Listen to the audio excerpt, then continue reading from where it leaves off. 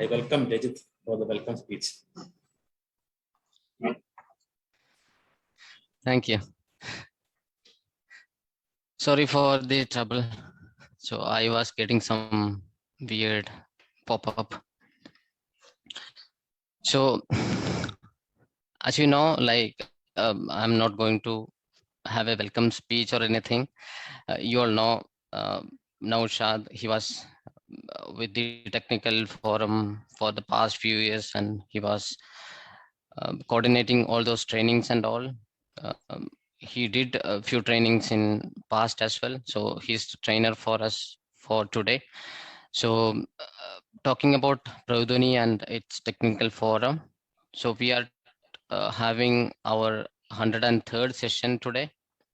So Prathidhwani was started with a three-dimensional vision, like technical, cultural, and welfare kind of visions.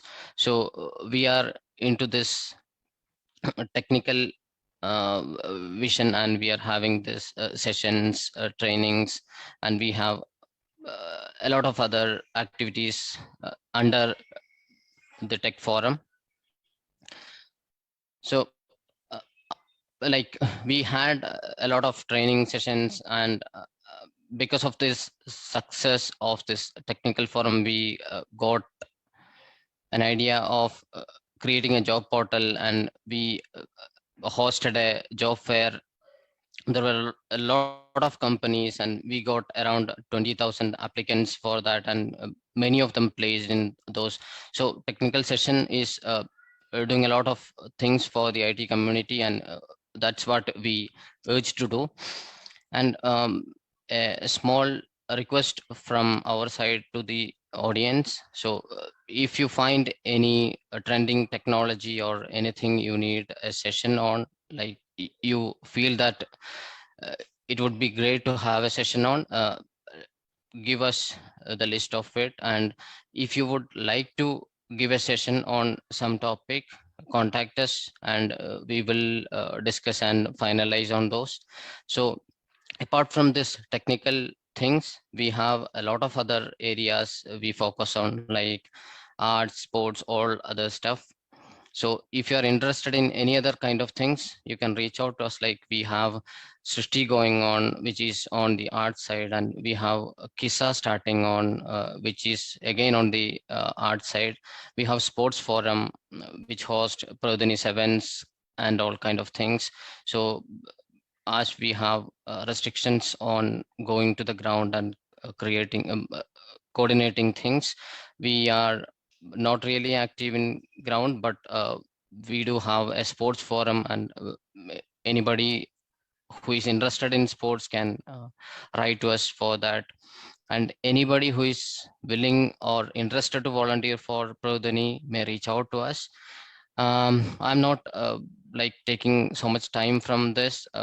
We already lost few minutes for this technical glitch, and I would like to invite Noushad for handling the session. Over to Noushad. Thank you, Raj. Thank you, Ashwat. Yeah, hi everyone. So myself, Noushad, some of you might know me already. I see some familiar names. Yeah, for the rest of them, I work as a senior consultant in Enquero Global, based in Bangalore. And yeah, I've been with Prathidhwani taking other sessions as well. So it's back to home feeling back in Prathidhwani.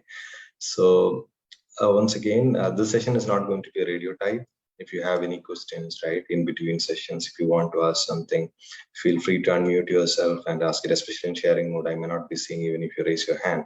So feel free to ask questions in between any language, with Malayalam, be it English, right? It's just a beginner level sessions, and it's like, even if you don't know anything about business analysis, you're taking the first step in business analysis, this is going to be the session. I'm keeping it as plain as possible, so that anyone who's interested to understand about what business analysis is, who want to take the initial step in business analysis, the session should be fruitful. That's the main agenda of the session. We'll make it light as possible, and it's done in that way. Its presentation is also designed in such a way. So yeah, feel home and just ask questions in between. Yeah, I'm going to share the screen in a while.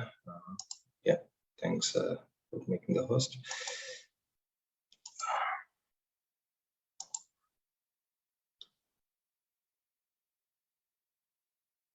So you're able to see the screen? Yes, Noushad. All right. Thanks, everyone. So, yeah. Okay. Something is just a second. Not able to move to the next slide. Stop share. Trying again.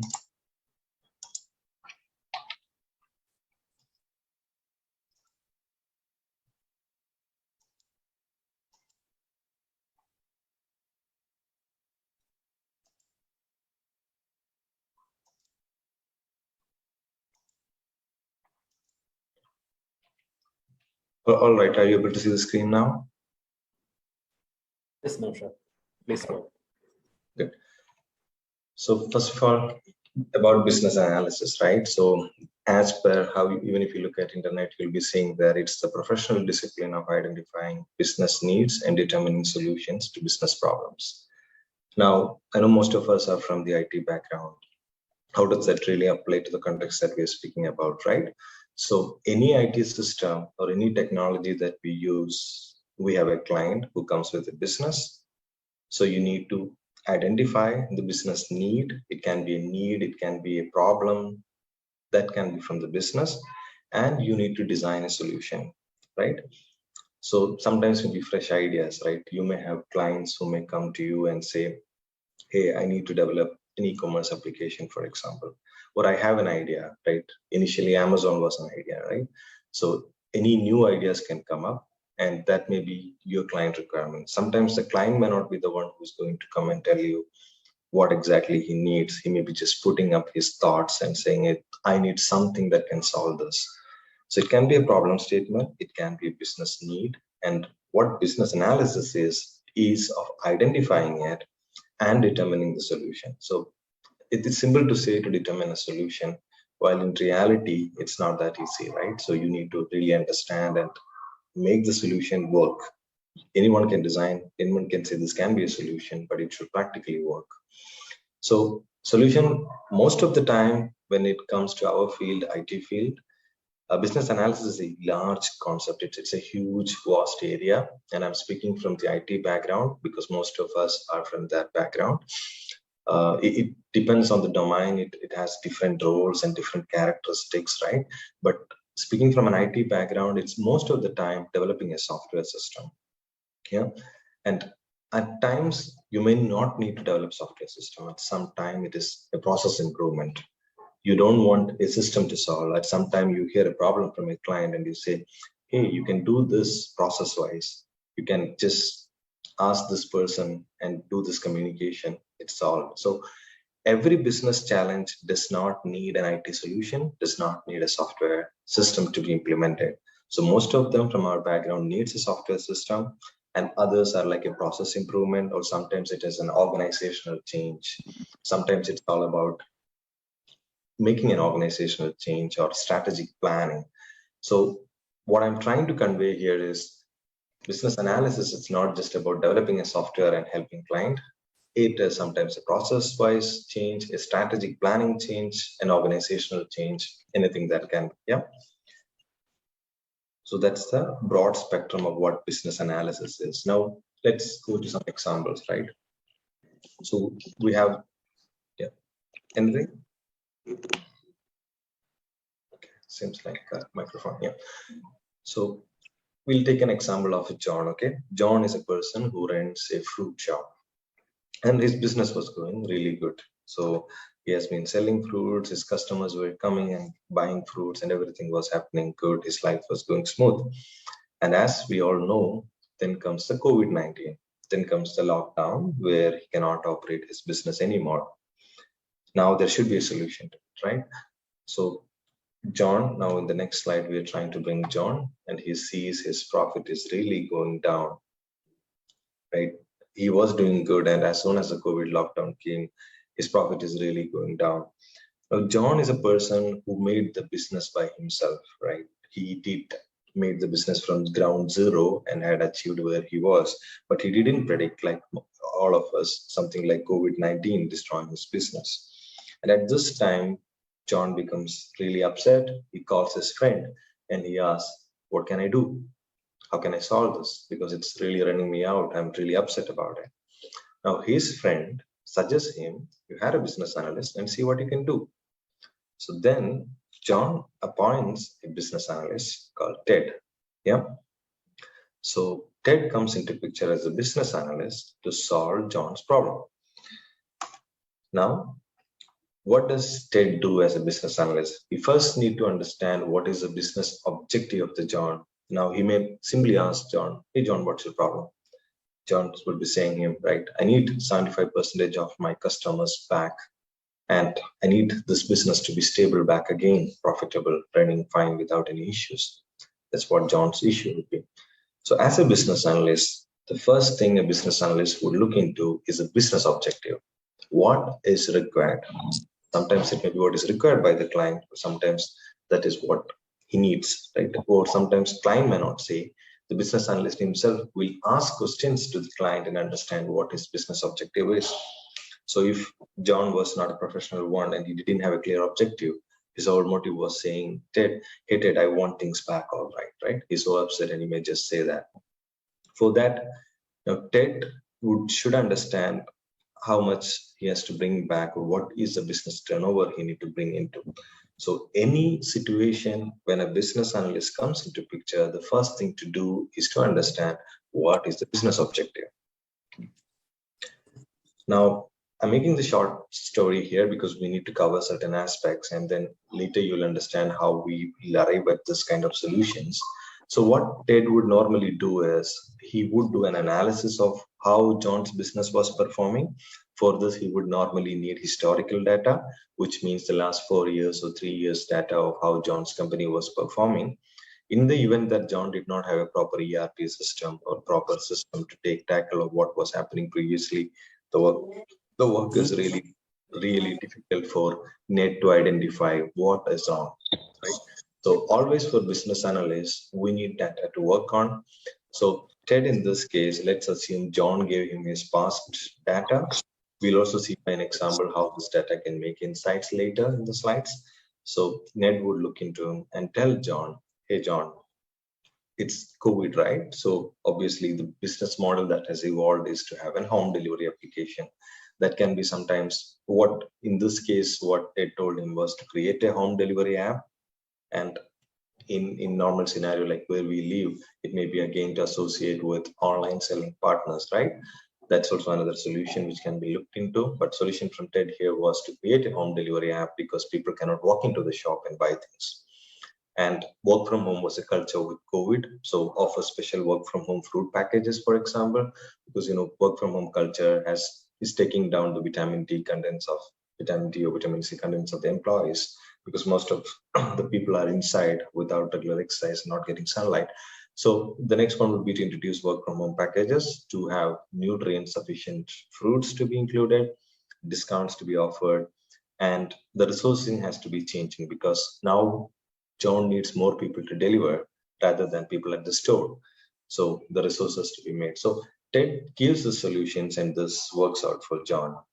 And now John is happy. Yeah, I made the story short and simple and make it just to set the background right. Yeah, we'll move into another example. So this is not I can see in higher level, this may not be the real way how business analysts work, more to a software kind of a development, but this is also a role that business analysts would play in their life, that you may be hired by a client and he doesn't understand the problem. He just asks you to solve a problem for him. Yeah.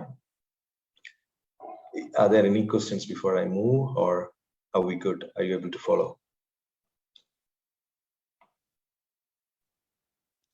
Yeah, it's good, Noushad. Please. All right. Nice. Yep. Next would be again coming to more of an IT kind of a background. So this is another example of Pawan is a client here, and Pawan needs an e-commerce application to be developed, right? This is the common example in IT industry, not just e-commerce application, any application. So you have a client who approaches a company, I put an ABC company here, and the company would plug in a business analyst. So most of us, including me, I work as a senior consultant, as a business analyst in the organization. So you would be there in the company, and you'll hear one day saying that, hey, we have a prospect lead and you should be speaking to him, right? And the next day there will be a meeting that you need to speak to your client. So Pawan approaches the company and he says, I need an e-commerce application. So the sales department, pre-sales to sales, to finally goes into the business analyst or solution design architect. Deepika is a business analyst here who speaks with Pawan. So again, the first objective, Deepika has to understand the business objective. So Pawan may simply say, I need an e-commerce application. So, and Pawan may have specificities, right? So there are different e-commerce applications. There can be electronics, there can be clothes, there can be books, different kind of electronics applications, or different kind of things that can be sold on an e-commerce application. Or sometimes Pawan does not want an app, right? He maybe some other interest, so he need to sell something unique. That's also possible. So as Deepika, being the business analyst of the organization, needs to understand the objective of the Pawan and need to gather the requirements and allocate the requirements. These are like the starting steps that normally we follow. These steps are clearly explained in the next slide. So I move to the next slide. So as you see, first part is to understand the business objective. Now Pawan would tell, this is a generalized one. I'm just moving out of that Pawan Deepika discussion. This is more on what the business analyst in an IT company would be doing to achieve the clients or meet the client's deadline, right? So the client's deadline, this sometimes does not come directly from the client. This may be given by the sales department of our own company, who might be saying, hey, this client needs an e-commerce application to sell electronics, for example. And then you as a business analyst go to gather in the requirements. So this is one of the most important role in a business analyst job. We need to sit down with the clients, right? So most of the time we'll be setting up meetings and speaking with the client, and you need to understand what all are the functionalities that the client needs. So for example, client says, I need to log in with Google authentication. So you need to have a login module in your e-commerce application, which supports Google authentication, right? So there are functional and non-functional requirements, right? There will be, so let's, for example, functional requirements are, I as a user want to log into the system, and I as a user want to buy an electronic item. That's a functional requirement. So like user stories. And non-functional requirement, like the security system of the app should be this secure. It should be preventable against DDoS attack, for example. And it can also be like, this app should have this kind of a security-based payment system, for example. So as a business analyst, you take note of all the requirements. Now, these requirements are documented by standard means, something called BRD. Some of you might be already familiar. It's called the business requirement document. So BRD is initially the initial document that we create when we sit with the client, or when we gather requirements, which says the A to Z picture of what is the solution to be developed, right? So you have the requirements first captured, and then you design the solution. In some cases, you may or may not need to design the solution. That's the third step. So depending on the nature of the work you're involved in, you may have to design solution. So you being a business analyst, you may not be doing the entire tech stack designing. That may be something like someone, an IT lead from your company, right? A solution architect who is on an IT level, maybe also collaborating with you to come up with the architecture. Like they'll be deciding which cloud to use, for example, or what kind of system to be used, how many number of load balancers to be used. Those technical details will be decided by the technical lead of the company, but you as the business analyst, you would be saying these are the requirements that the client needs. Okay. Now, once the solution is designed, in some cases you alone will be doing it, the IT part will be taken care by the IT lead. Then it's about allocating the resources, right? So the project, there will be project budget, right, which is agreed between your company, your IT company, and the client. And then you need to allocate resources. Like we'll say, okay, we need 5 developers or 8 developers. We need 5 testers, for example, QA. And then we should also plan the user acceptance testing. We'll go there. So you would basically allocate the resources to the project and ensure that there's a clear planning happening, right? So along with the allocating resources, you plan, okay, we start the project January, we end the project by December. So it's a 1-year project. This is how we have to design. Now, once the resources are allocated and the project is up, you need to monitor. You as a business analyst, your role does not end there. you need to monitor and provide suggestions, because you are the point between the IT team and the client. So in every stage of it, every release of your project, you would be speaking with the system, and you will be saying, you'll be giving your own constructive feedback. So the development team might have misunderstood the requirement, for example, and they might have developed, or they're going to develop. You have to involve and say, hey, this is not how the client expects, this is how it is, right? So you are that clarifier for the entire development team. And then once the product is ready, you give it for the users to test, the real users, right? That's called UAT normally in IT. That's a user acceptance testing. That's where the client or the required people who want to test comes and test the application, and then they would give the feedback on what is good and what is not good, right? So these are the initial 6 steps of how it goes in a project management lifecycle. And ultimately, then you build report. So based on this, you build your functional and performance reports, right? So this is the place where you make use of things like Power BI, Tableau kind of reporting to understand, okay, the performance. You do load testing, for example, and you understand, okay, it was able to take care of this many number of users. So then you also create the reports to understand what is going wrong and what is doing good, right? And then you also conduct regular meeting with clients. So when the product itself got developed, there are 2 different types of project methodologies. We'll come to that. You meet with the client and you meet with the development team. So you are the center point who speaks with the client and the development team. And finally, everything that is done, you need to document, and there should be presentations made. Why? Because it's helpful for you for future projects that you do on the same way.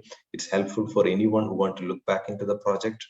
It's helpful for the client even when he wants to take it to some other clients for further development, right? So everything as a business analyst needs to be documented, and at stages where you want to present it to respective team, it may be to the client, your own company, or your development team, that has to be presented. Finally, the product is delivered to the client. Yeah. So these are the kind of the present day IT lifecycle business analyst jobs that comes. Hope it's clear, and just moving on to the next slides, right? So whatever I told in the previous 2 slides, right, you're going to see a little more detail into what those things are. So as I told you, a business analyst is a translator. It's like a Google translator. So you may know a language, like the IT development team may be speaking most of technicalities. He may be saying API, load balancers, kind of technical jargons, wherein you as a business analyst, you should be able to clearly communicate in any way that the client needs it. So some clients might be asking you, explain like I'm 5, right? You need to explain like how the product is like to a 5-year-old boy. And you also must be able to explain it to someone who needs to know the technicalities of how things are working. You need to be able to present it to the board meeting of how the project went and how the project was a success. You also need to, the clients can be of different level of knowledge. So some clients can be really knowledgeable. So you need to adapt, and you are the translator who can take in the IT communication, the technical jargons, and make it a functional level and communicate to the client. So you are the gap bridger between the IT team and the client. So you normally do, as I said, you evaluate business process. So this is one kind of a role that we saw, right? In some companies, they have dedicated business analysts. What do? They would continuously monitor the business processes and look at the ways of improving it. So in that place, it may not be like how we saw before, where a client comes in, wherein the business analyst itself is a client dedicated resource who will look into the daily operations of the business and look into the ways of improvement. And there will be an IT team who they'll be speaking to and telling them, hey, that process can have little more improvement. Yeah, just remove that button or provide one more functionality which can make things easier. So that's also another way how business analysts can be plugged in. So simply put, the responsibilities are identify clearly the objectives. Second one, improve the business, whatever it is. To improve the business, gather the requirements, what is needed, interact with the development team to design and implement it in the business. So those are the major responsibilities of a business analyst. And I told you about functional and non-functional, right? So you need to know the functional requirements and also the non-functional requirements. So as I told you, logging in or certain functionalities of the application are functional, some are non-functional requirements. So some of you might know, initially it's a BRD, then there comes an FRS and an SRS. FRS is nothing but functional requirement sheet, and you also have software requirement sheet, right? So FRS is normally used by the testing team or the and again the development team, right? And SRS, the software requirement sheet, is often owned by the business analyst and used by almost all the people to look into what exactly are the requirements. So when you start with a BRD, when you document all the requirements from the client and you design the solution, then you derive an FRS and an SRS based on the BRD. Those are the documents. Those are the most common documents in an IT project that is further taken by the IT team. Now, once everything is, so you are the person who sets up meeting as a business analyst. So when you get plugged into a project, you meet with the client, you meet with the IT project, the development team. You may also have a project manager who's involved there, IT project manager on a different role, but you'll be the key person to set up meetings and clearly ensure that whatever you have documented, whatever you have envisioned, whatever you have designed is the way how the team is developing it, is how the client is expecting it, and how your company is also envisioning it. Yeah. So again, it's verifying the project is running well with user acceptance testing, UAT, and present and document results. Some cases you also have the maintenance report. For example, even after the project go live, right? You'll be looking at, is things working fine?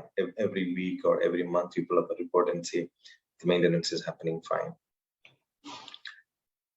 And move on to the skills. Before that, any questions to this section that was taken?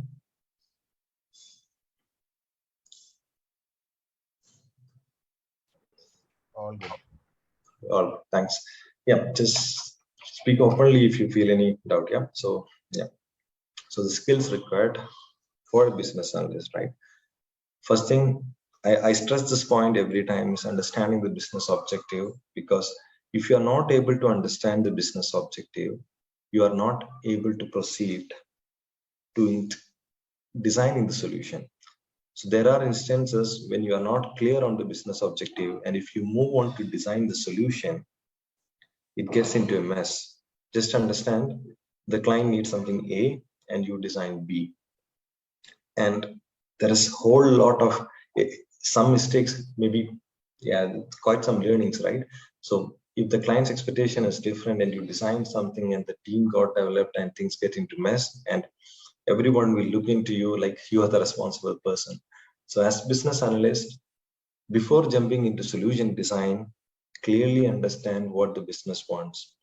You may have, if you are a person, like we are mostly people from India, right? So if you set up meeting with Europe people, your client may be from Australia or US, one of the major thing would be the language barrier.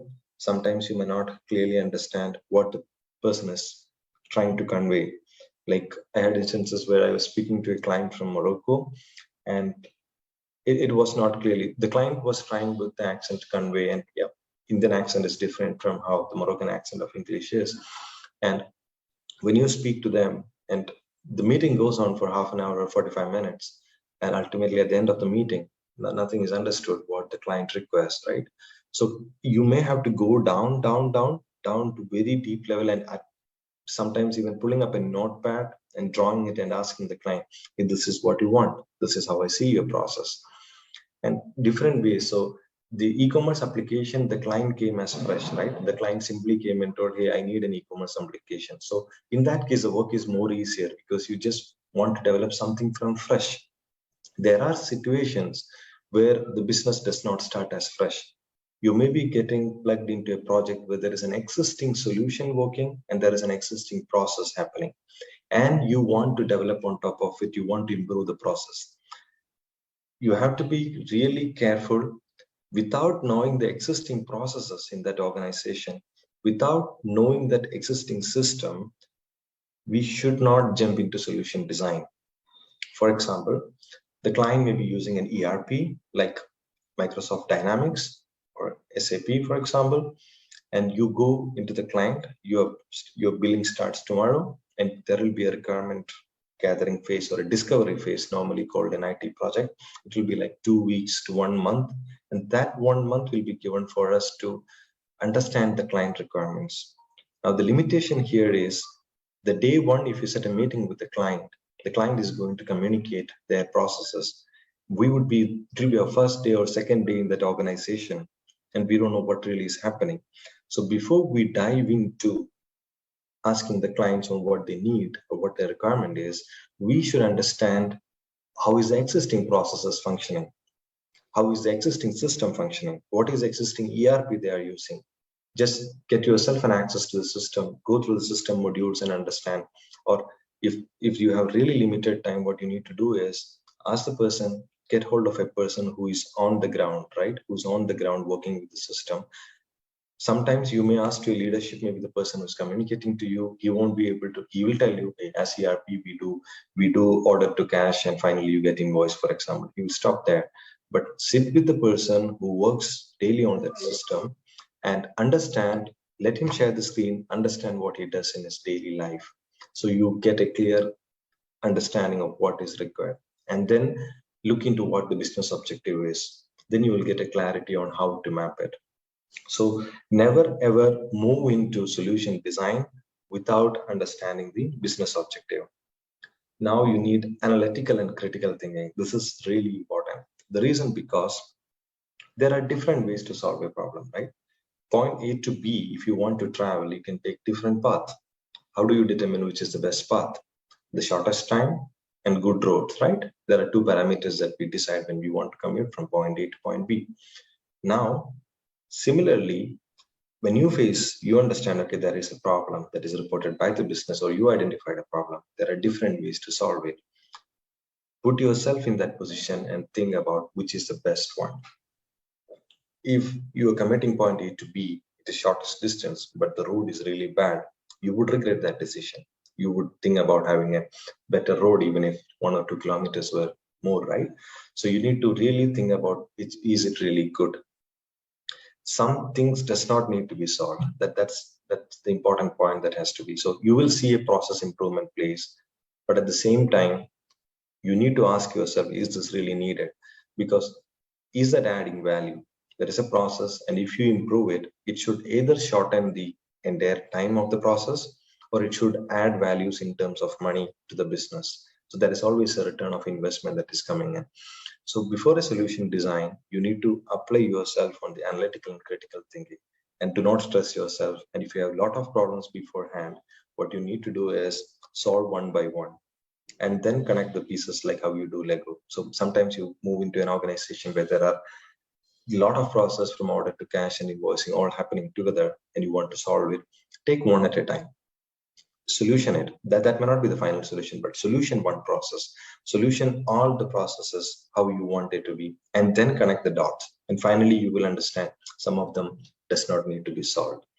So that's analytical and critical thinking is really important when you apply a solution.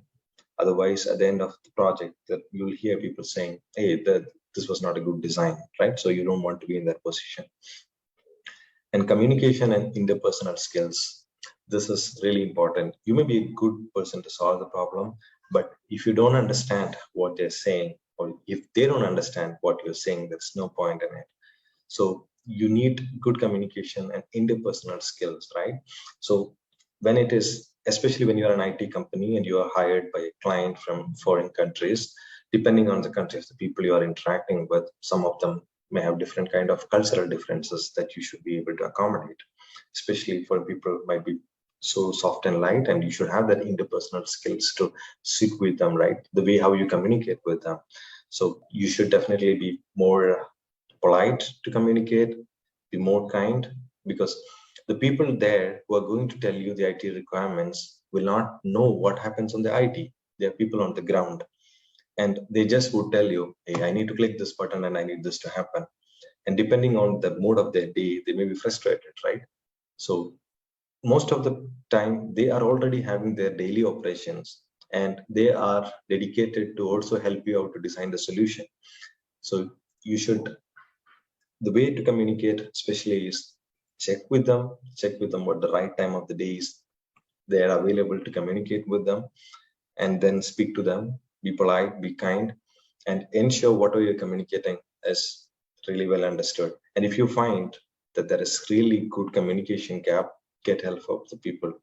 And sometimes if there is a language barrier, let them write down in their language and give their requirements. Use a Google Translator or anything that you have, right, to get hold of what is happening. I'm speaking more from an international kind of commitment that you will be involved with. But if it is client is in India and there is no communication barriers, then it's all about speaking and understanding what is required, documenting, getting their sign off. Yeah. Negotiation and cost benefit analysis. This is just what I covered in the analytical and critical thinking as well. So you need to always put yourself and understand, is this really making cost? Is this really adding value? Right? And you should also be able to negotiate. So sometimes you will see clear improvement process, and at the same client does not want it. So the client would say, okay, that's a good idea, but we don't want it, right?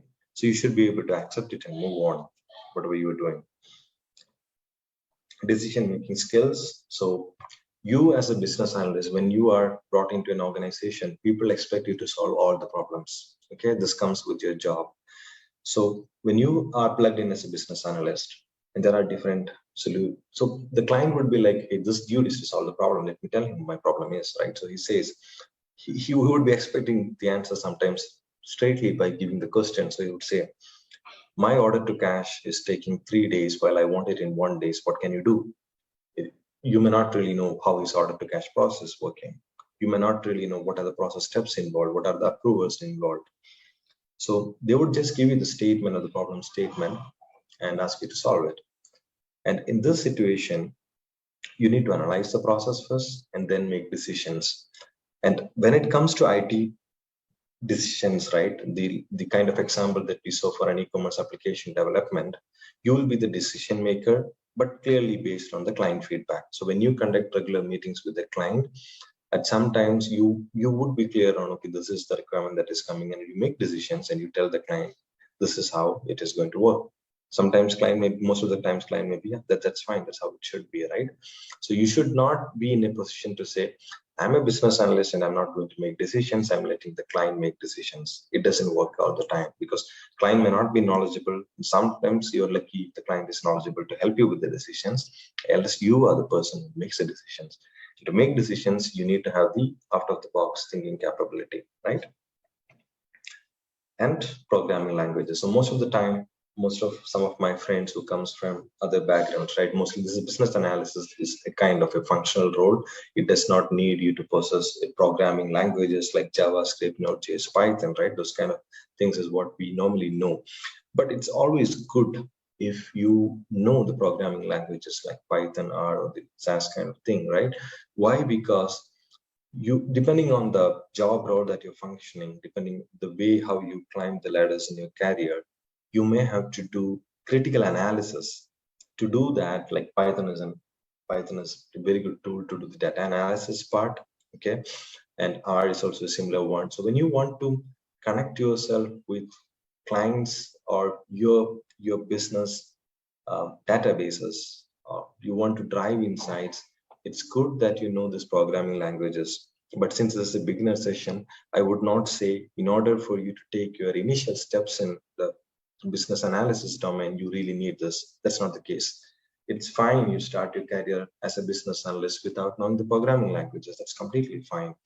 You can make use of Excel. We're coming to that part as well. So, but as you climb the ladders and as you go more and more into your career ahead, knowledgeable of this programming languages is going to help you in a way to analyze it, not just to analyze it, but when you start as a business analyst and you start to communicate with the IT team, right? Previously, I told you, you should be able to translate the technical language into business language to your client. So when your IT team on the stand-up call is going to tell you, hey, I'm facing an API issue, a security issue, auth to authentication, those kind of technical jargons, you should be able to understand, okay, this is what he's saying about, right? This is what the challenge is facing. And make it business language for the client to say, hey, two systems communicate and we are facing some issues in that authentication. That's a security authentication happening. And that's the challenge that we're facing right now. That's how we will translate a technical language into business language. So apart from just as data analysis programming languages, it's also good if you know, it is really good if you could read the code, helping the development team as well at sometimes to design the solutions, like as we move on. So there are good, I have seen business analysts who have been initially as developers, and those people who have turned into business analysts, they've been really able to do a great job in communicating with the IT team. Yeah. So then it's about creation of reports and dashboards. So it's again linked to the kind of Python or R kind of usage, where you as a business analyst, you need to drive insights, you need to see graphs, you need to really understand what's going on, what's going right. You need to visualize them in reports. That's for the business analysis part. Again, creating documents or creating reports for the customers. You also need to be able to see the data in reality. So that's where you need Tableau, for example. Tableau is one of the reporting tool. Power BI and ClickView is kind of solutions that help you with. If you have a database and data, it's easy for you to visualize the data. Yeah.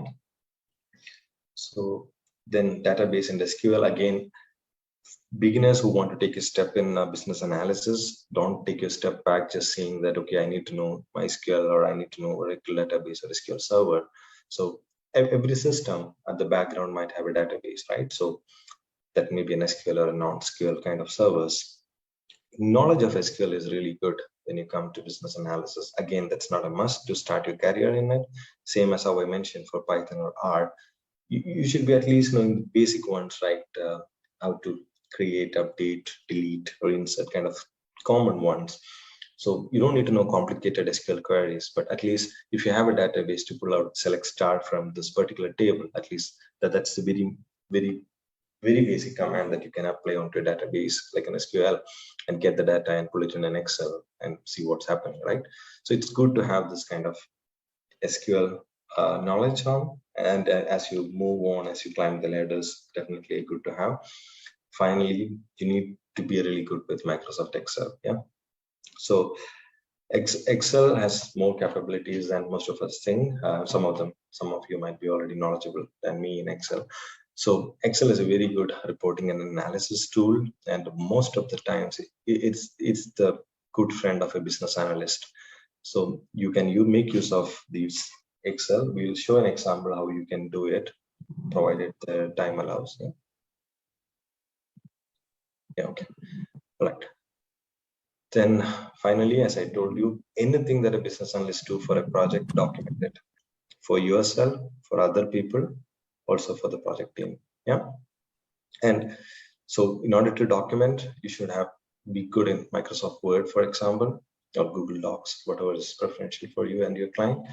And then presentation skills. So you may have to present how the project is going on, or initially when the project starts, this is how the solution is working to your company, your client, and your development team. Anyone who joins the team would be asking you the resources. They'll be asking, what exactly is this project about? So you as a business analyst should be able to present him or her, telling, hey, this is what the functional requirement is. This is what we're trying to achieve with this project.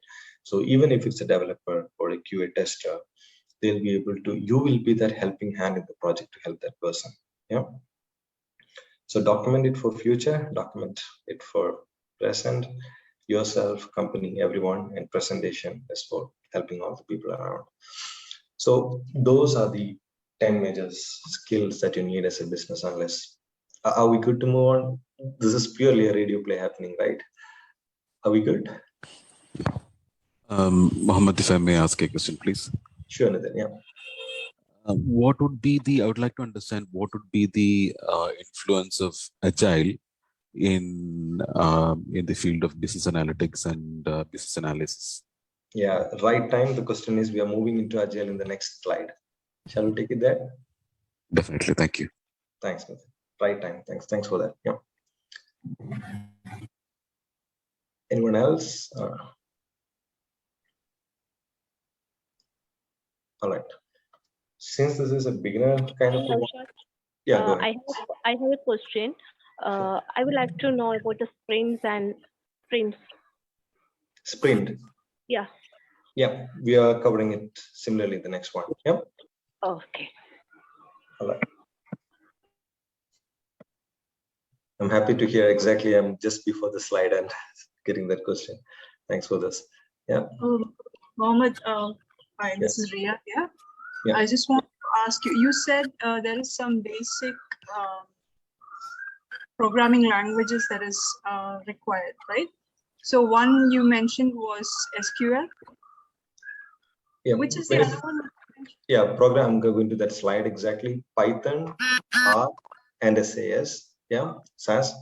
So Python and R are for data analysis programming languages. Python and R, okay. the second one that you see, right? And this is SAS. Yeah. Okay. But as I told you, right, you don't need to really know all those three, right? Any one would be of helpful for you to start in, but as you climb the ladders, this can be better. Okay. Thank you. Yeah. Hope you're good. Yeah. Sorry. Okay. Okay. All right. Then it's about the freshers roadmap, right? So this session was, yeah, that's the beginner sessions, right?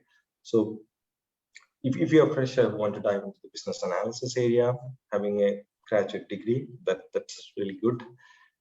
I have BTech. I come from BTech technology background, but it's good if you have a management degree like MPA, for example. So that would be really helpful when you want to, because I started my career as a developer and then came to the business analysis domain. So, but yeah, you need to have a graduation to start your career in at least business analyst when you apply for any jobs in any industry, IT industry specifically, right? And then knowledge of the SQL, the one I mentioned, since if you're out from college and having some technical background, the basic primitives of SQLs like create, insert, update, because nowadays most of the companies uses directly good data hardware systems, right? So it's good whenever you are plugged into the organization and you just want to directly interact with the database and take the data to analyze. So SQL is really good to have if you are out from college. And then having good reporting skills like Power BI, Tableau, that's something you may want to look into. Start with Excel if you're starting in your career, but having knowledge on Power BI and Tableau is really going to be helpful. And the fourth one is communication skills. So if you're going to be out from college and you want to get started as business analyst, take few courses on SQL, reporting side, and communication skills, because communication is really the key thing here. Yeah. So those are the four things that you just need to take your initial steps as your career in business analyst. Yeah. Any freshers here who have any questions here, or are we good to move on? All right. Now I come to the question, right? So Agile methodology that was being asked. So, you know, as part of the project, right? We all, people who work in IT industry already knows Agile is an incremental and iterative software development approach. So before moving into incremental iterative all this stuff, right? How does an IT system work, right? Initially, what you do in an IT is you have a plan for the end. So let's say my project, the real project that I'm speaking about, is starting this January 5th is the date that it started, and it's going to end in June, end of June. That's the plan. So there is a plan. There is a design. So right now I'm working on the designing part of that project, where I'm collecting the requirements, solutioning the design. And once the design or discovery phase is over, then I have the resources allocated in the project. I have a development team who will be developing the solution. And then the testers come, they will test it. And one will be the development, like the QA of IT, and the other one will be the business users testing. And finally, it will be deployed. So there will be different environments normally. One is the development environment. In most of the companies, right, you'll have a dev environment, you'll have a test environment, then you'll have an UAT environment. In some cases, you have a stage environment and a production environment. So production will be where the real users will be using it. So UAT will be the place where business users will be testing it. So initially, the IT methodologies has been in a waterfall model. So waterfall model is nothing but, let's say my project right now, right? So it's from January to June, the one I mentioned. It's going in an agile mode, but let's assume it was in a waterfall model. January itself is the month they will allocate for planning. and for planning and design. So once the design is finalized in January, they're not going to change it. It's going to have a waterfall approach. Like then development will be happening March, April, May, and yeah, towards May and there will be testing. Then June will be the user acceptance testing, deployment by end of June, sign it, and the project is given. So that's how the IT projects were being delivered in a waterfall model. Now then comes the Agile methodology. So it's different from the waterfall model. I'm going to that slide specifically. So instead of doing it in a single requirement gathering phase, right? So what happens is the present methodology that I told you, after January, even if I identify any new opportunities to make changes, I'm not able to do that because the requirements are frozen. The user stories are already written. User stories are nothing but based on the requirement, you create user stories saying like, as a user, I want to do this. For example, let's assume I'm working in a warehouse, and as a warehouse employee, I want to log into the system. That's a user story, right? So the development team will develop a login module for that, for example. So if I want, let's say in the waterfall model, I just told login module and I did not include the Google login, for example. Once after January, in my documents, I said I'm just having login module, not mentioning Google. And let's say on March, my client says, hey, Noushad, I also want people to log in with Google or Facebook. I can't do anything because it's a waterfall model. Based on what the requirements were finalized in January, I cannot make change. Development is happening, and maybe I can consider the next project. So you can adopt waterfall kind of a model only when the requirements are frozen, right? Those are clear-cut requirements and there is going to be no change in requirements. That's where you adopt waterfall. So waterfall was the initial model of development, but then came Agile. So in case of Agile, the entire work is broken down into several sprints. So whatever you just saw in the previous slide, right, from plan to review, which was happening from January to June, it's now going to happen as sprint. So a sprint can be 1 week or 2 weeks. Normally in Agile methodologies, a sprint is of 2 weeks, the sprint that we follow. And whatever you see in happening from January to June is going to happen in this 2 weeks. So you see here, previously you saw plan, design, develop, test, deploy, and review. And in a sprint also, it's going to happen the same. You're going to have a plan, you're going to design, develop, test, deploy, and review. So at the end of every sprint, let's say at the end of every 2 weeks, you're going to have releases, incremental releases. So you start your career, right? So you start your project gets started, and end of every sprint, there's going to be project releases. So the good thing is in March, as the development is going on, if my client comes and tells me, hey, I want Google login to be included in this functionality, open to it because I just want to create it, and I can ask my product owner, I'll come to what product owner is, can we include it in the sprint? Or if client says, I want it to be implemented in the next release, yeah, then prioritize it, include it, right? So if your project has a changing requirement or the opportunity for improvements and your client is adaptable to that, it's fine. And the thing with Agile is, if it was waterfall, right, the budget will be fixed and everything will be fixed and without restricting any changes. In terms of Agile, adaptation is really possible. And if your client is really adaptable to that, client also knows there are good improvements on using Agile methodologies. I can also propose changes as I see, and I can make changes. Kind of be acceptable, but there is a cost factor, right, which is not something that business analyst really bothers about. That's more about project management, project budget. And if your client is willing to it, Agile methodology is a good point to function, right? So I'll tell you how. I'll come to before I go to the process framework. Is Agile and Waterfall clear for everyone before I move into Scrum? Yes.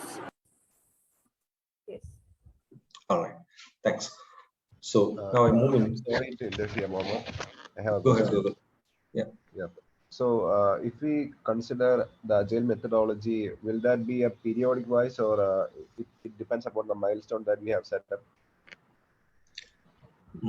When you say periodic wise, or so sprint is actually the deciding factor if you look at a period, right?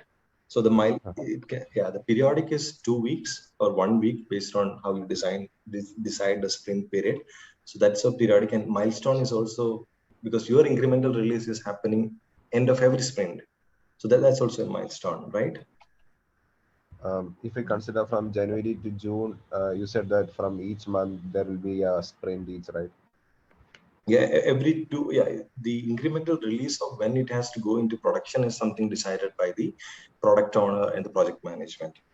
So it depends upon the application that we have to build. Exactly. So let's say the system is already in production, right? And you are going with an agile methodology, but the features getting released into the production, whether it happens in every 2 weeks at the end of the sprint, most cases it should happen end of the sprint. But I also have seen the fashion where they have decided, okay, there is a network outage time on end of every month where they plan for this release and their functional release. So it will go from your development to test to UAT to stage, and then it will get released into the production environment maybe end of the month. Yeah. So which method will be more cost effective? Because we have to set up the entire team ready for the each sprint, right? Yeah. So it depends, right? Because the previous organization I worked with, so they have this every month they have this dedicated resources who are supposed to do this. Gotcha. So they have hired a third-party vendor who will be, so that's a Wednesday night time, end of every month, Wednesday night time, there is a dedicated 2 to 3 hours outage window, which everyone is aware of, and anything in production will go during that time. Yeah. Gotcha. So Gotcha. in that fashion, that is profitable for them. But let's say you want an incremental emergency release. So let's say some bug was discovered in production, right? So that's a different case we are speaking about. But else, sprint to release will be really good. Gotcha. Yeah. Thanks for clearing that, Mohamed. All right. Thanks. Yeah. Now, Scrum is a method. It's like the subset of the Agile framework. So as I told you, Agile, it is broken down into several sprints, right? So this is one of the most widely used lightweight process framework for Agile development. So Scrum supports the working in slow team, right? So it's rapidly changing requirements are being taken. So this is again from scrum.org. This image is from. So how it works is, let's say all the user stories, right? The product backlog that is available here. Now you have a sprint planning. So sprint planning is what really determines, okay, for this week, this is what is going to be considered. So don't think about sprint backlog right now. Let's say I had 100 user stories in my product. So my product is developing 100 user stories, for example. Now in this 2-week sprint, I'm going to take 5 user stories. Okay. And I have a Scrum team. Now, who's my Scrum team? It may be 8 developers, 2 QAs, and project manager, of course, me as a business analyst. So that will be my team, right? So, and every day I'll be having a daily Scrum, and half an hour or 15 minutes sync up code on deciding what's happening. So I plan the sprint. I take out of this total 100 user stories, I'm taking the 5 user stories that should be developed in the sprint.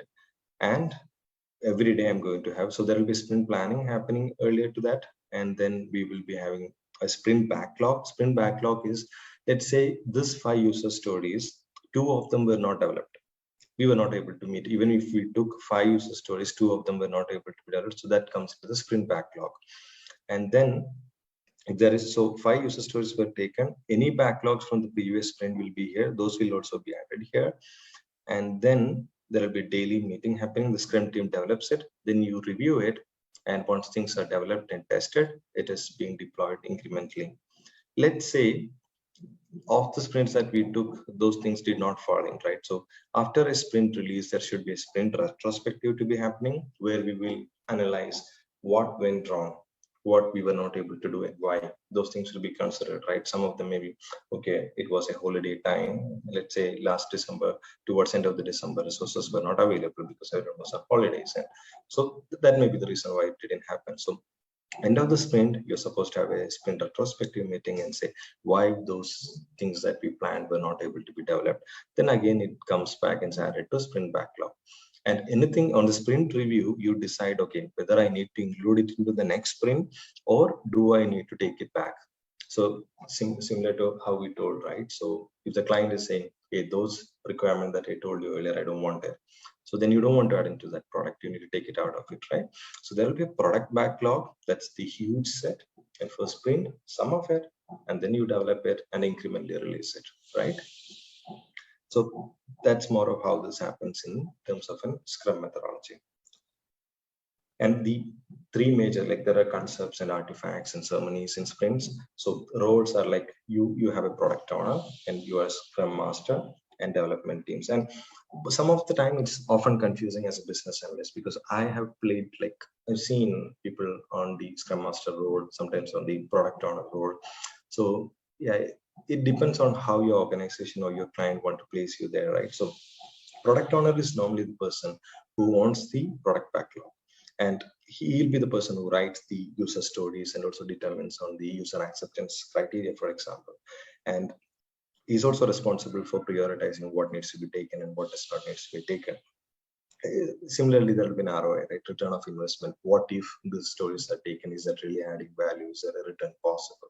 Those kind of things are from product owner. But Scrum Master is kind of a servant to product master, not in the other sense. Okay, so it's like who encourages and demands the organization's team, who collaborates actually the organization's development team and liaises with the client. So Scrum Master is kind of a person who organizes the Scrum, who would be closely working with the development team and the client to ensure, okay, whatever was planned, whatever is the objectives of the product owner is really met.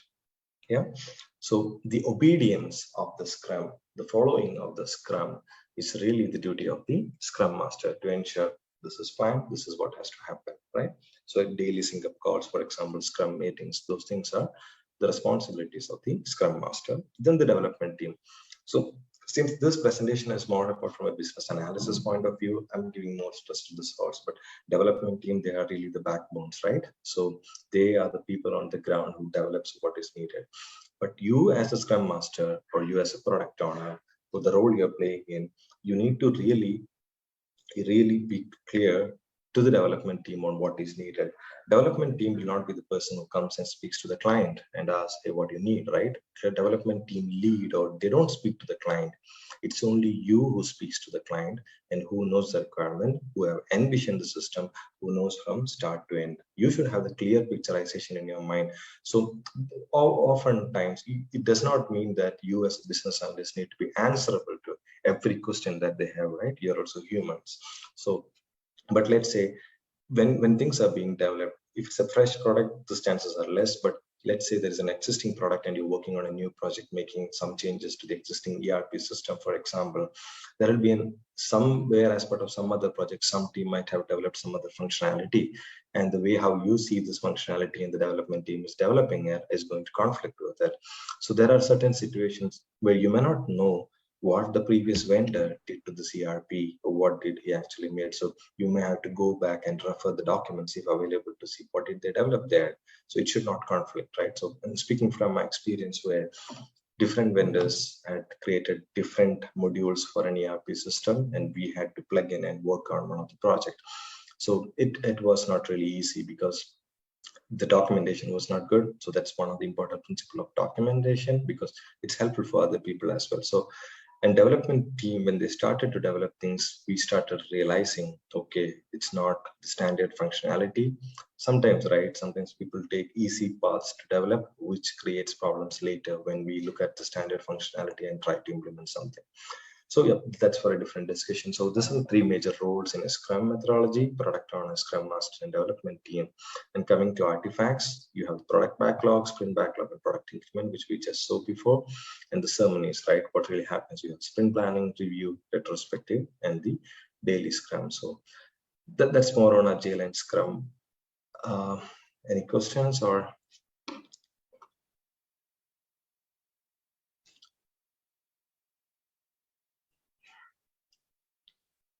Seems like we're good. Okay, let me go to Excel. Maybe I need to stop sharing and share again because I last time tried PPT only. So let me stop share and try again.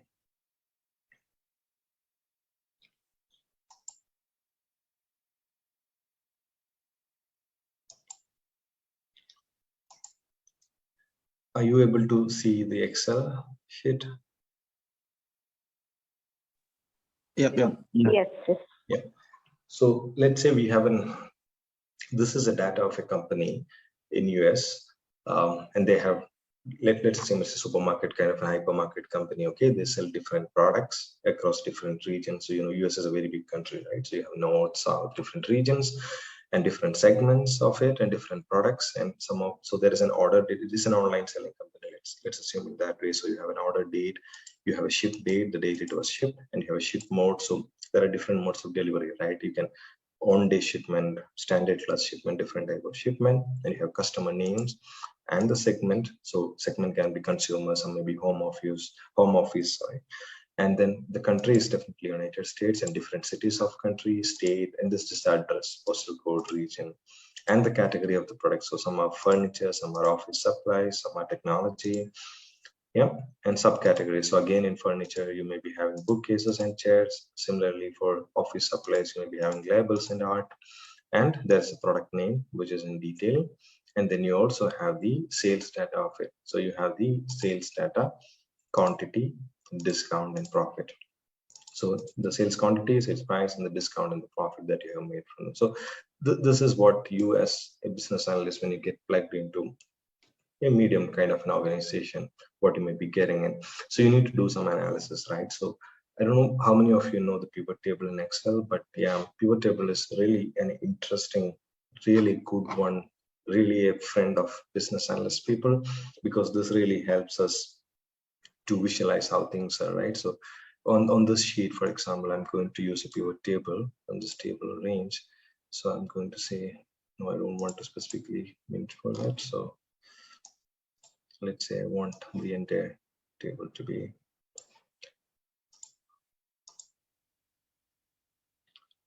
shared, right?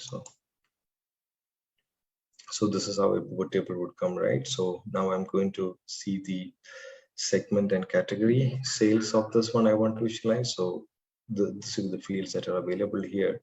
So you want the segment to come to this columns, and you want the sales values, right? So you see this one here, and you have sales values, sales, right? So then you also want categories coming here. So segment by category sales is what I'm trying to understand. Let's see the category.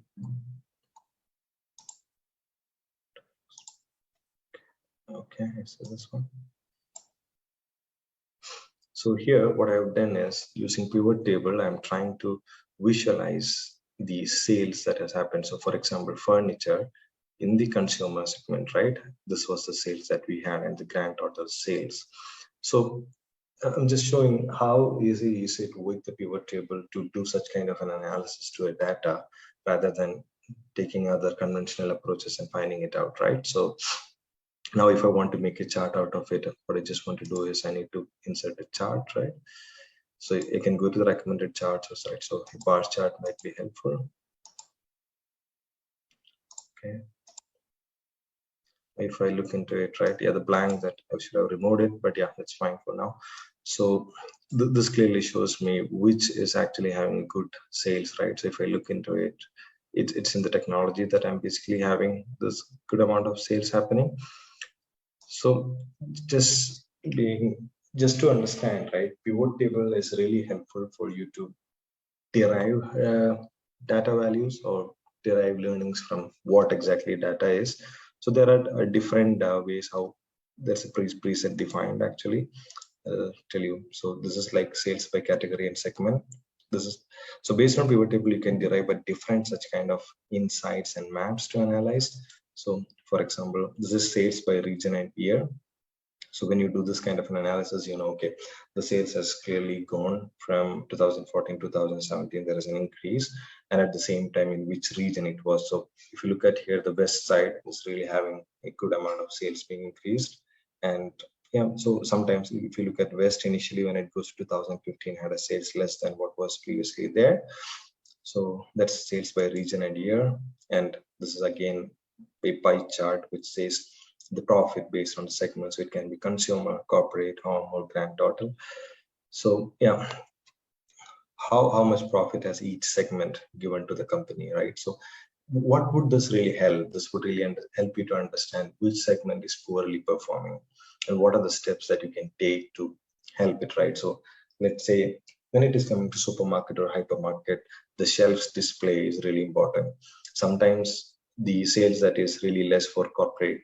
Okay, corporate is because, yeah, corporate is not something based on the shelves, but let's say in the market itself, if you had different categories like home supplies, placing the home supplies to a more accessible shelf rack might increase the business. So these are common concepts, right? So when you do this analysis and you find out, okay, this particular segment is poor performing less, why is the question that you need to ask yourself.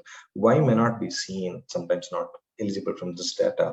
That's where you may need to speak to the employee, or sometimes you yourself may need to pay a visit to the place to understand why is that.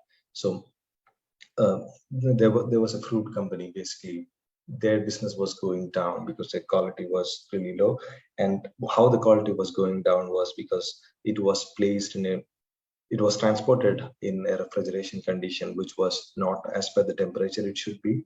That was one reason why their quality of the fruit was going down, sales was going down. So these are the places where you can actually analyze the trends basically, and then put your head in to understand what is going wrong.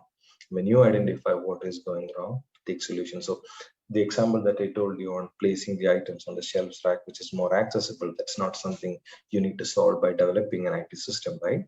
This is something you just want to ask your warehouse, your company lead, or then your client's lead or your storekeeper to place it on a more accessible shelf rack, for example, because this item is performing less, for example.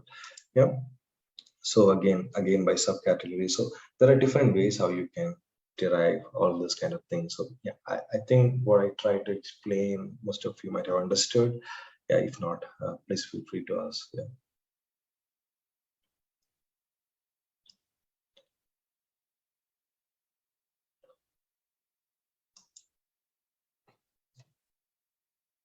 The Excel part of explanation, was it clear? Or because I was trying to put in different pieces together and trying to make it simple, but not sure if all of you got it.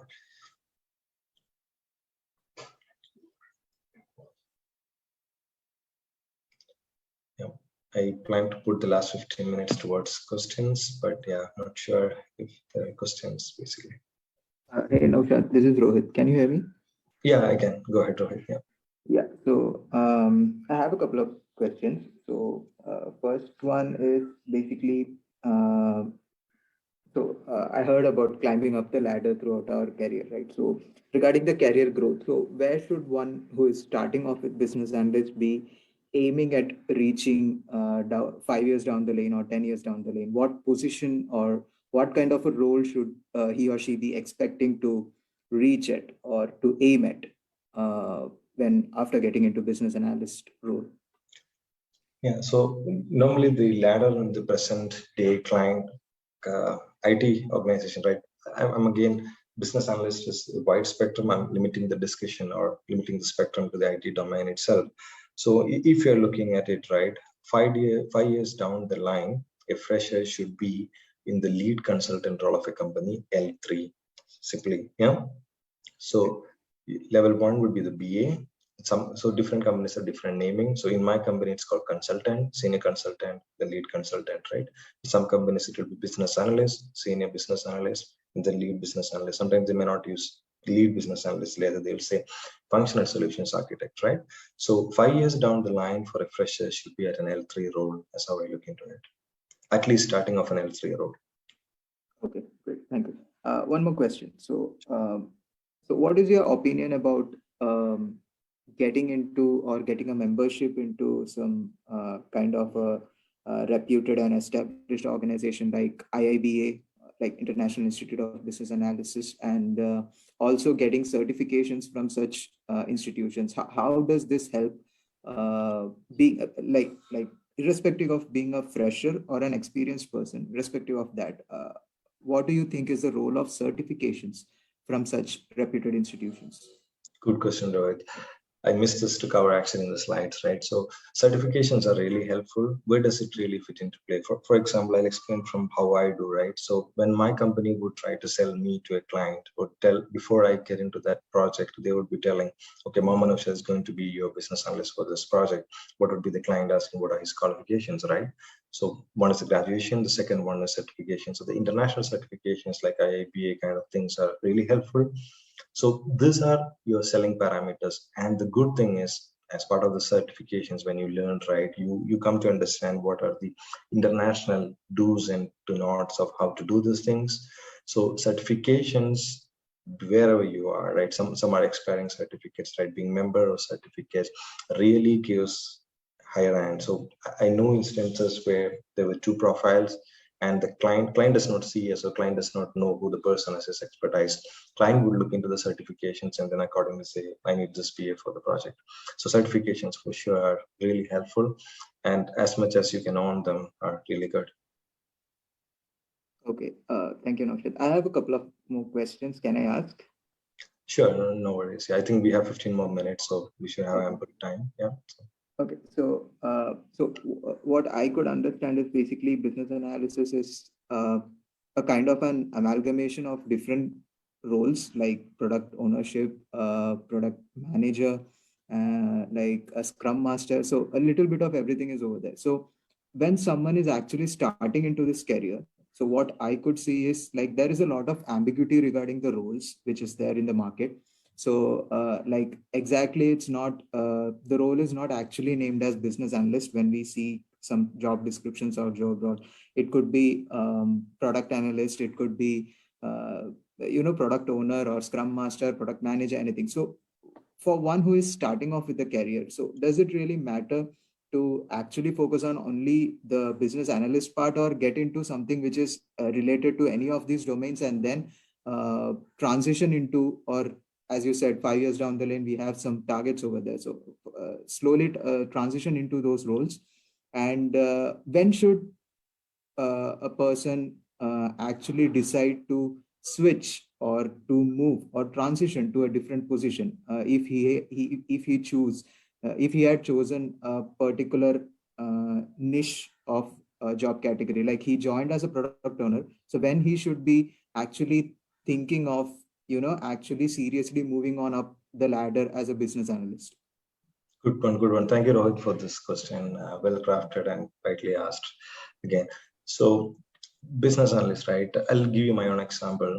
I work for a client, and the client's vendor is one of the world's biggest transport company. Okay, and so I was a business analyst from my client side, and the vendor had a business analyst, right? So we are like, hey, hi, because we both are business analysts for the project. They look into their side and I look into this client side. The business analyst people who I saw there, they were a team, right? So they were only involved in the requirement gathering phase. That's from Europe. And I did speak to them on the same basis. So I was expecting them all through the project, expecting them again coming into the Scrum role, doing their part, communicating them. But their business analyst team was only dedicated towards the first month of the project, where only when the BRD is signed off, they won't be seen. So that's also really interesting to know, right? So I believe, or the way how I look at that process, right? When you are dedicated, because that's a transport company and they'll be moving from projects to projects. So they employ their business analyst only for the requirement gathering part, nothing else than that. After that, they have a project team coming into picture, and they also have they call a city operational person. So my true focus is if you just want to start your career as a business analyst and focus on what exactly is the role there, it's only purely on the requirement gathering part, nothing else than that. And as you move on, right, when you are involved, it depends that there is clear and clarity on how it's happening, because as you said, it's scattered everywhere. So when the Scrum Master is demanded, they say, yeah, right? Yeah, right, so, right, yeah. Yeah. So then you adapt. So when you are a company and your IT company says like, hey, you need to be the Scrum Master for this project. All right. Right. You need to do the UAT for the client. Yeah, of course, because you know the functional areas. I can do the UAT. That's fine. So you may only want to focus on requirements gathering part as you step in, and as you evolve, that's it. And if it's happening the other way around, let's say you were plugged into the project and you were given the role of Scrum Master alone, then try to adopt to these areas as well. Now, having the entire project lifecycle is going to give you the entire focus on A to Z, which will help you to adopt. But the major focus area for a business analyst is requirement gathering, first one, second one, solution design. Those two are the major areas. Got it. Thank you so much. Sure. So yeah, the final one is regarding the career opportunities and the pay scale. So you said that you transitioned from a developer into a BA, right? So mostly what I have noticed is that developers is the one who is actually getting a huge bomb package over everywhere. So transitioning into a business analyst, do you think that the pay scale portion over there, also the opportunities of growth portion or that segment over there is limited for this particular job role, considering the developers who are actually thinking about transitioning into business analysis? Yeah, good one again. Thanks, Rohit, for all these beautiful questions. Those are practicalities of how the world is. So most of the time, the development team or people would be like, I've been a developer, right? So I was thinking, hey, what is this dude actually doing in the project? Because he comes into the Scrum meeting and he just say, this is what I want. And we were having the feeling like this dude is not really working. We were forgetting that he himself made all the requirements, right? So there is, I agree, at least in most of the companies, or some companies at least, the business analyst role is given less importance than developers role. The more focus is on this one.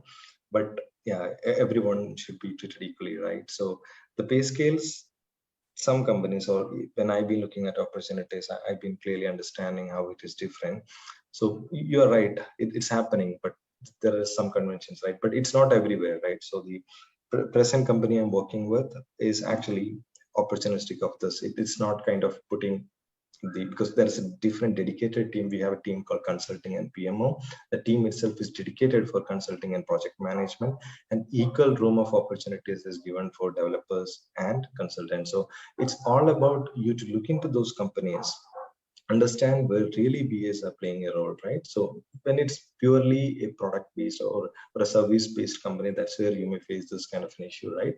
But when you look into those little more broader perspective companies, they do consider equally, and all people based on the experience they comes with, right? You are considered equally and what you need. So you won't face it as you move forward. What kind of what type of a company we should be focusing on while searching off for the job? Is it consulting firms or product or service? It depends on how fast you want to grow. So let's say you want to be really competent in the market and you need to have knowledge of anything, right? Then a service company who does consulting for other companies is a real place to go, because one project you may be doing in a domain. Okay, I haven't explained about domains in the slide. So let's say I worked in a supply chain domain, and the next one I'm going to work in cloud-based database company domain. So in 2 years gap, I'm going to have an expertise of 2 different domains, which is really good, right?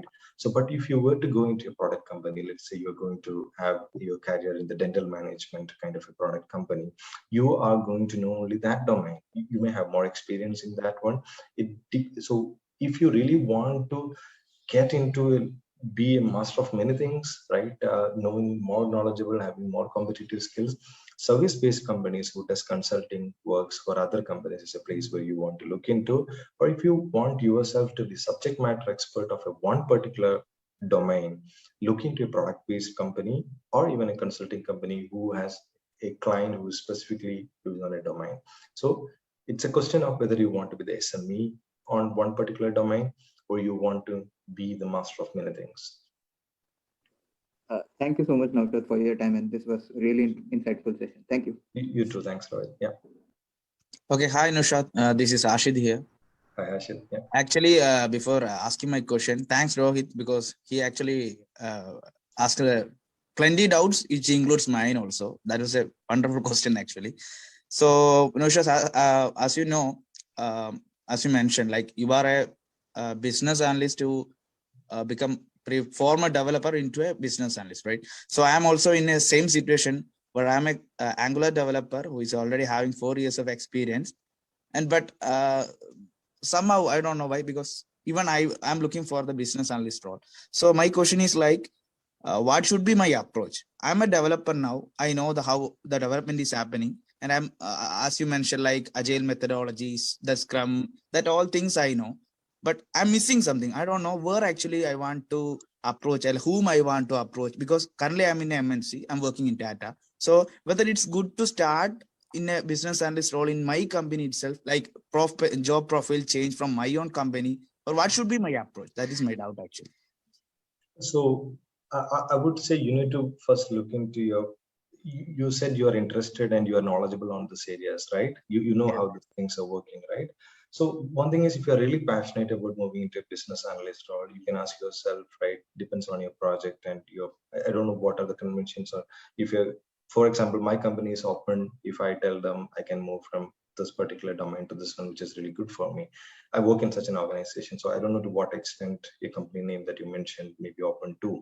And if they are willing and acknowledgeable of it, right? In the next role, right now you said you're an Angular developer, the next role that you're taking into, the next project that you're engaged in, to tell them you want to be the business analyst of that project, or you want to be the Scrum Master of that project, right? So ask them to involve you in the next project requirement gathering phase. And try it out yourself, give it a try. So you need to be open to your HR, and your company should be able to accommodate it. Do it yourself, try it out, because you just need to take the step, right? If the company provides the room and opportunity, take the step, be in that role, and see if you're enjoying. And if you're enjoying and if you're passionately doing it, that's your world. Else you still have the room to come back to where you are, right? So yeah, right. Just make the move and see how it goes, right? So, but it should not affect your career. Before you make that move, just analyze from your colleagues or people whether the company has an open position. It's a direct question that you can ask to HR, right? Is it possible for me to shift to a business analyst position in this organization? And okay. My doubt is like, parallelly I want to do some certification, or then only I need to approach, or before doing something. That's what my doubt actually. Like, okay, so I would basically tell you what is my experience is, certifications are nice, but your company may or may not demand that. Take courses, right? Take courses on how requirement gathering is done, how to convert the technical knowledge, how to explain like people, how to improve your interpersonal communication skills, the skill set that we mentioned, right? Try gauging yourself between 1 to 10 in where you stand and how to improve them. And basic courses, right? Simply Learn is the content that I have used in this presentation, most of this. So there are good documentation or slides from Simply Learn where you can look into YouTube, or you can also look into, take the initial steps. I won't ask you to spend your money on something and then just take some certifications right now. Look into courses. Do it. Coursera is a very good place. Simply Learn again, YouTube. Make use of resources. And if you find it interesting, right, you watch videos and you are able to. And there are sample, as part of the courses that you take, they will give you sample questions where you can solve it and see if you're able to solve them. If you're able to solve them, then you have the skill set. Certification and all are good, but the essential thing is you being passionate about it, and if you're knowledgeable of it, then as soon as you move into it, it's going to be really good. Yeah, then my second doubt is like, you already explained, like like from a developer into a business analyst, then how good if we know some part from the QA part, like a tester, a manual test or something, how it will be good for a business analyst before becoming a business analyst if I know something from the testing part as well? Yeah, this is like, I have always seen the QA leads, right, or the people who write test cases, right? So in test itself, you may be a junior resource who will be just testing scenarios. But if you're a person who write test cases, right, to write test cases, you need to know the functionality. So the QA lead itself is some of a BA when I look into it. So if you have knowledge on the QA part, that itself is covering a 25% of how you want to be a business analyst as I look into it. Okay, that's it, Noushad. Then one thing already Rohit asked about the package and all, because as some companies are providing good packages for the developers, but some are not good. But it depends on the company and the requirement.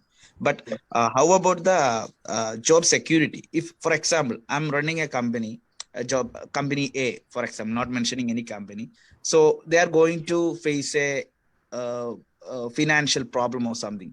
Is that business analyst in that company, or that people who are working that kind of job are secure actually, or they will only maintain the developers instead of, if they have any issue something? No, they won't actually. So it would. Business analyst, right? Developers cannot directly replace business analysts, and it cannot be, but the number ratio is really different. So you have 10 developers in a project, business analyst maybe one for that project, right? Most of the cases it will be only one business analyst, rather than it's a very big project where you have 2 or 3 business analysts. So the job security, when you look into opportunities, it may be less than developers, I agree that, but job is secure in terms of what you do, right? It isn't, people cannot replace you directly with another people. That's clear. Yeah. Then one simple, I got that point. And my simple question: you are a developer before, and you are a business analyst now. Then how is your life? Which one is actually you're enjoying?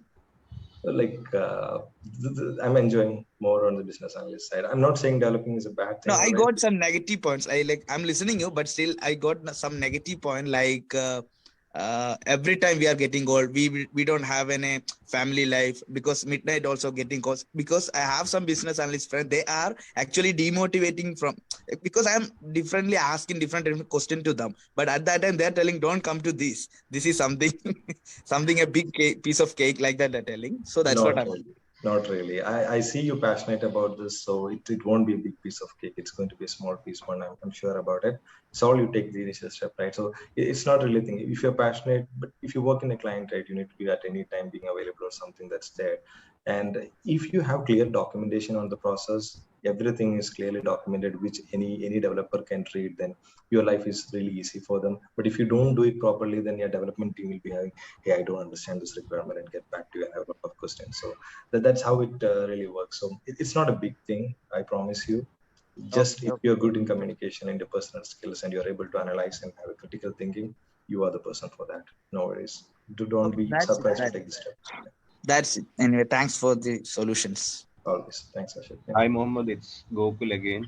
So I have a concern regarding my career path. Currently, I work with an IT firm as business development executive.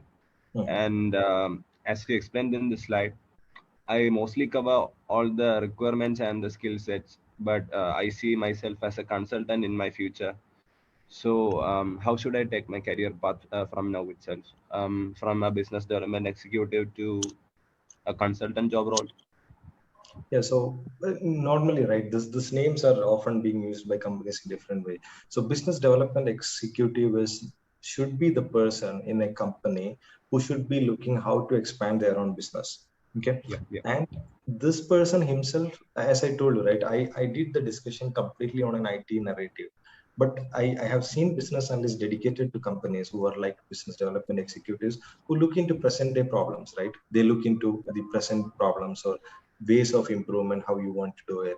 So it's the same process of how you want to basically put it, how you want to carry yourself on a business analyst. That's the same process of business development executive also to reach to the consultant part. If your question is specifically on you want to be in a consulting firm doing consulting for different companies, then it's all about you taking your next step to make your L2 or L3 kind of a job on a business analysis side. So they may call you consultant there. It's just the name they call you, but ultimately you will be doing the same business analysis job. Okay, so what should I do next to step forward? So in your present company, you are not doing consulting for other company. You're only working for your company, right? Yeah, that's right. Yeah, move to a company who does consulting for other organizations in order to expand your skill set on that part. Or if your present company gives you, it's your choice, right? If you like doing consulting for different companies and have more experience, or you want to be the SME in your company may be on one particular domain right now, right? So if you want to be the SME, the subject matter expert in that particular domain, you yourself is in a career path right now. So if you're getting promoted there to an L2 or L3 in the same organization, you yourself place you as a senior consultant in this particular domain, the SME on this particular domain. So tomorrow when another company has a requirement on this particular domain, you are the consulting person there. Yeah, because when I search for another job to switch my job, there is no such requirement for business development executive or something related to my job post. Yeah, this is so they are always searching for a business analyst. Yeah, the problem is people see business development executives as people who on the sales side, right? More on how to increase it. So you just want to, when you apply for such posts, and if you're doing the business analysis job, put yourself on the descriptions of when you explain your CV, right, put it like you are the business analyst in the organization. Gotcha. But I'm half away the business analyst role. So does that matter in case of rejecting my candidature? Not really, right? It depends on how you place yourself and how you communicate to your HR. And if you are feeling yourself, you are doing half of it, just have your skill set on the side, taking some courses, learning about business analysis, make your skill set ready. Interview is just going to be the step to determine you to jump that. Yeah. Yeah. So I should switch on to a business analyst role, right? Or a It PM. depends on, yeah, again, as I told you, if you want, it's your choice. Yeah, if you want to SME on this particular domain, stick to where you are. And if you are being passionate and you're having career growth, else, if you want to be on different fields doing consulting and positioning yourself as business analyst, make the switch. Thanks, Mohammed. Thanks for your time. So, sorry to interrupt. We already passed our time. Maybe we'll have to wind up. We are already 8 minutes past. We had a question in FB Live also. He was asking the difference between Scrum and Kanban. Maybe if you could relate with business analysis, you can answer this, and after that we can wind up. I will invite Rahul for giving vote of thanks after answering this question. Yeah, Kanban is more of similar to in Scrum. It's like the sprint planning, right? In terms of Kanban, it's like it's all about the visualization how you do. So you place the user stories on what is there on the product backlog. So it is just the framework difference from Scrum to Kanban, and I think this limited time may not be. Maybe later in the second level sessions, or we can cover it in detail, where a Kanban and Scrum is different. But it's all about portfolio. So in Kanban, you have a board where you have what is present, what is being planned, and what is taken care. And in companies, they normally use a Kanban board. I can show a Kanban board if I could see somewhere here. Quickly, let me try to bring a Kanban board, but not sure.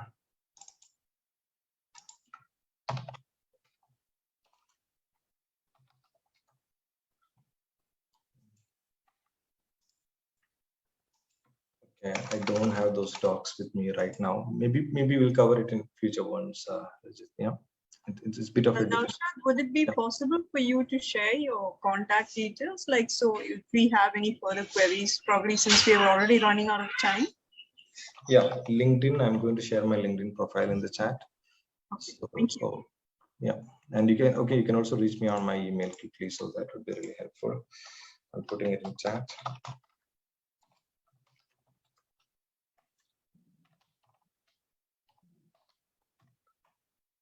And LinkedIn, you can just search me, Mohamed Noushad, Senior Consultant in Enquero Global. That's where I'll be on LinkedIn. And most of the resource content I have used is from Simply Learn as well. Yeah.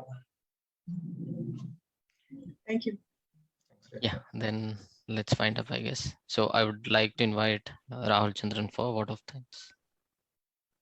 Okay, thank you, Rajit. And good afternoon, all. And before that, one general reminder. Now you can see a link in this Zoom chat box. It's a Google form to give the feedback. I request all of you to please open that link and kindly give your feedback genuinely. It will not take much time to complete, so you please do it. Okay, coming back to my duty, vote of thanks. It's my privilege to have been asked to propose a vote of thanks on this occasion. I, on behalf of Prathidhwani Technical Forum, would like to thank our esteemed speaker, Mohamed Noushad, for taking the time and effort to share your experience and knowledge with us. He explained everything in simple language and answered all questions without any hesitation. Also, it was an informative session for us. Thank you, Noushad, my friend. Thanks. Okay. As you all know, it's our PTF. PTF means Prathidhwani Technical Forum. It's our 103rd session. It has been a continuous effort from the PTF team to make this happen with all the preparation and hard work. Thank you, my PTF team. And finally, to the audience of today, a big thanks to you. Without each of you taking the time to attend, this event cannot be rated as a success. We hope that you had a wonderful time. Thank you all. And so that's all from my side. Have a great rest of the day. Stay safe, stay healthy. Thank you all. Thanks, Ronald. Thank you all. Thank you. Thank you. Bye. Thank you. Thank you.